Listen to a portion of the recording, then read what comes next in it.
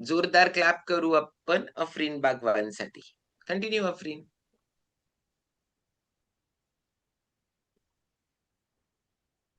Good morning सर्वांना. मी आफरीन बागवान इचलकरंजीहूनच आहे. शतायुषी फॅमिलीला कनेक्ट होऊन मला 2 वर्ष झाले. मला हेल्थ चॅलेंज काही नव्हता.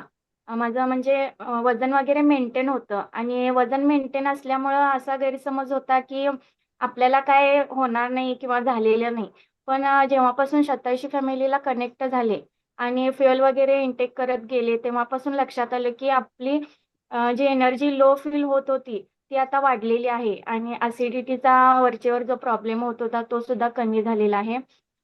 प्लस माझा स्किनचा रिझल्ट छान आहे. आधी माझी स्किन खूप रफ वाटायची, पण आता एकदम असं छान झालेली आहे.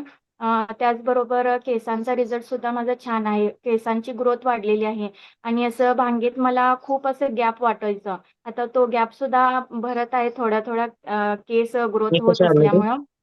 त्यामुळे मी मध्ये खूप काय हेल्दी आणि टाकला हॅपी आहे. मध्ये-मध्ये त्याचबरोबर माझ्या बोलणाऱ्यांसाठी अफरीन लई दिवसापासून क्लॅपिंग केलं नाही. म्हणून ते मध्ये-मध्ये बोलतायत. येस. म्यूट करा जरा सगळे आपण. त्याचबरोबर हं. माझ्या मुलांना मी डायनो सुद्धा देते. त्यांचा सुद्धा रिझल्ट छान आहे. माझी सर्व फॅमिली फ्युएल इनटेक करते. त्यामुळे आम्ही सर्वजण हॅपी आणि हेल्दी आहोत. Thank you Shatayushi. आणि मॉर्निंग फ्युएल स्टेशनमुळे भरपूर ज्ञान आपल्याला जे माहीत नव्हतं ते मिळतं. त्यामुळे मॉर्निंग फ्युएल स्टेशनचा खूप फायदा होतो.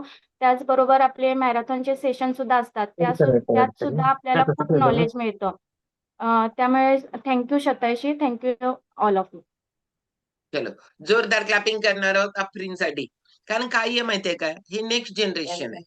ह्या नेक्स्ट जनरेशनला स्वतःला काय वाटतं माहितीये का? काय नेक्स्ट जनरेशन असू दे. हे जनरेशन जेव्हा आत आलंय, त्यावेळेला आम्ही लोकं खूप हॅपी आहोत.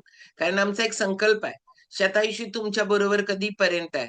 शतायुषी तुमच्या बरोबर आपल्या शेवटापर्यंत, तुमच्या, माझ्या शेवटापर्यंत आहे. कारण का की याच्यानंतर कॅरी हे लोकं करायला लागले.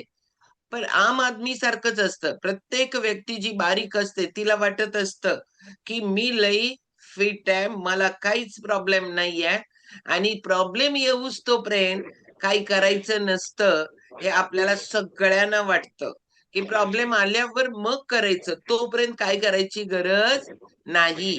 पण प्रत्येक गोष्ट मेंटेन करावी लागते. प्रत्येक गोष्ट मेंटेन